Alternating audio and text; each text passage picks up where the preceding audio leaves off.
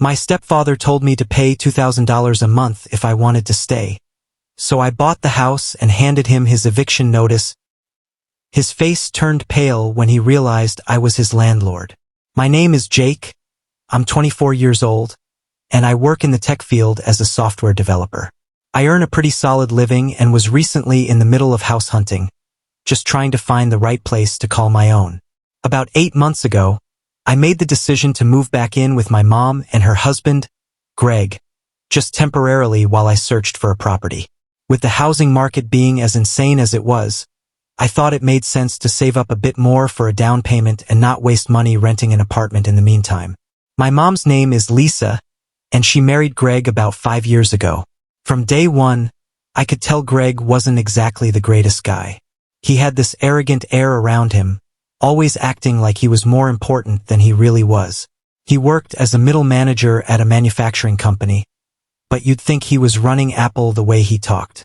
He'd always ramble about leadership, business strategies, and property investment, as if he were some Fortune 500 executive. I tried not to let it bother me too much because my mom seemed happy, and that was what mattered most to me. The house they lived in was pretty decent, 3 bedrooms, 2 bathrooms, and located in a respectable neighborhood. Since Greg was always bragging about real estate, I just assumed he owned it. He'd often talk about how buying into the area was a genius financial move, how much equity he had built, and how owning property was the key to financial freedom. I didn't question it. I was paying my mom $500 a month to help with groceries and utilities. I stayed in the spare bedroom, kept my stuff neat, did my own laundry, and cleaned up after myself. I worked long hours, so I was rarely home, and most weekends were spent looking at houses. I was practically a ghost. Then one evening, I got home around 7 and found Greg at the kitchen table surrounded by papers. He looked like he was preparing for some important board meeting, and that instantly gave me a weird feeling. My mom was cooking dinner, and she gave me a look. The kind that said she knew something was off but didn't want to be involved. Greg didn't even look at me when he said, "We need to talk." I sat down, confused. He cleared his throat like he'd rehearsed what he was about to say in front of a mirror all day. "You've been living here for 6 months now, and this setup isn't working anymore. You're 24. You have a good job. It's time you start contributing your fair share." I thought I had been contributing. $500 a month for groceries and utilities seemed reasonable, especially since I hardly took up any space or made any noise. But Greg wasn't done. $500 doesn't even cover the utilities you use. You're using the internet, electricity, water, taking up space we could be using for other things. This isn't personal, it's a business decision. Then he dropped the bomb.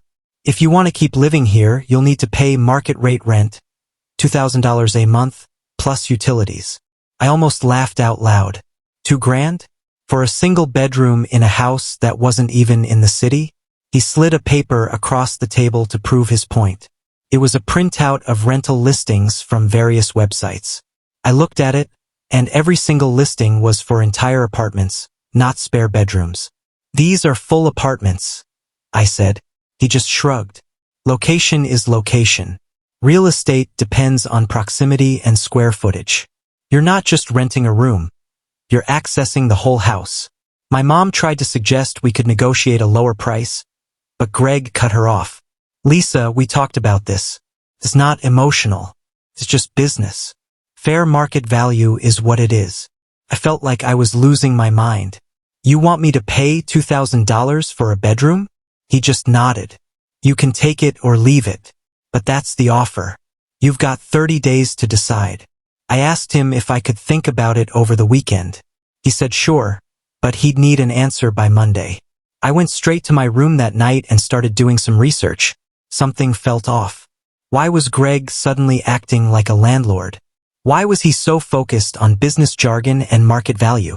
I pulled up the county property records website and typed in our address.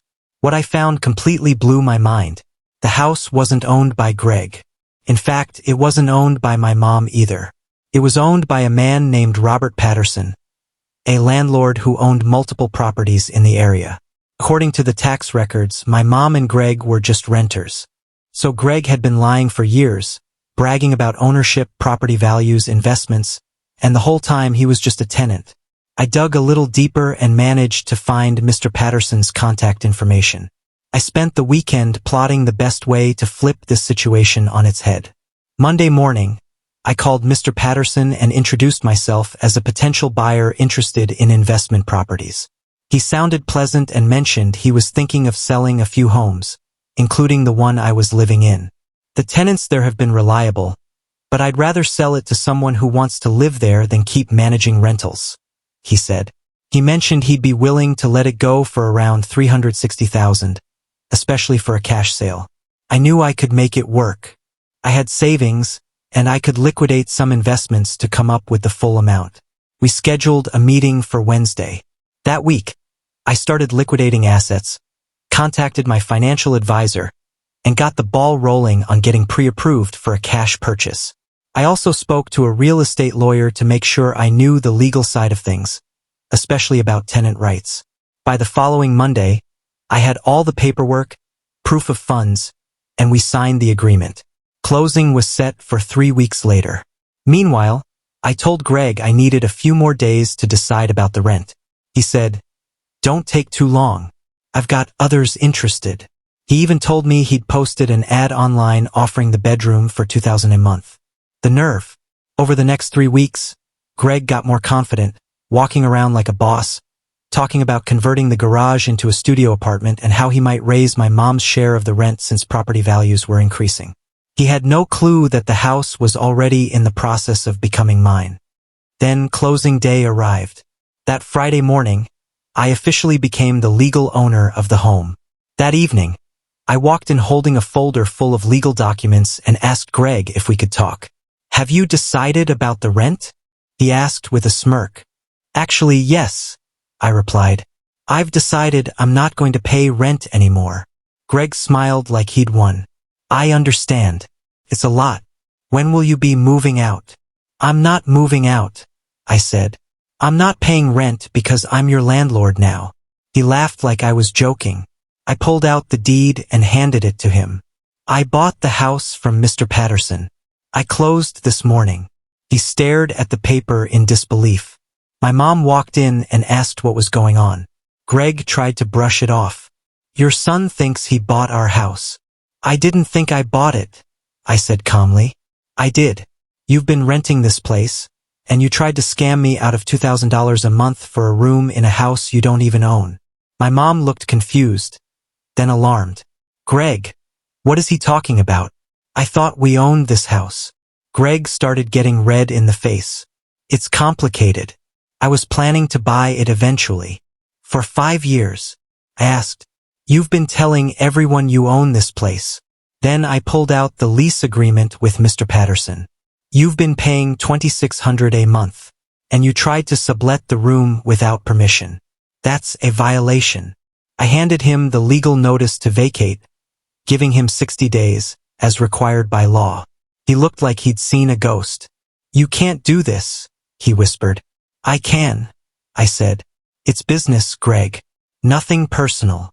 My mom stood there, reading the papers, realizing Greg had lied to her for years. "You told me we owned this house," she said softly. "You've been lying to me this whole time." Greg tried to defend himself. "Let's be reasonable. Lisa shouldn't suffer just because you're mad at me." "She's welcome to stay," I said. "She can sign a new lease at a fair price. But you tried to scam me and lied about everything. You're out." Greg begged. He promised to do yard work, fix things around the house, even pay me rent instead. But I was done. He had to go. 60 days later, he moved out. My mom stayed.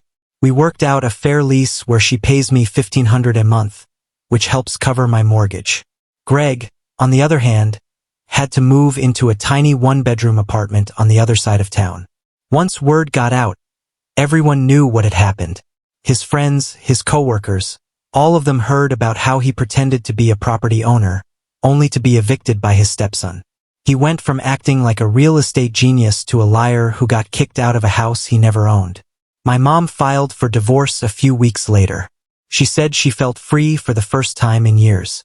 As for me, I'm happy. I own a great home in a growing neighborhood, and the value has already gone up. Greg was right, it really is prime real estate. Just not for him. I still keep screenshots of the rental listing he posted, advertising my room for $2,000 a month. Whenever I have a rough day, I look at that and remember the look on his face when I handed him that eviction notice. It was, without a doubt, absolutely priceless. Like, share, and hit subscribe if you loved the story, because sometimes karma comes with a deed and a notice to vacate.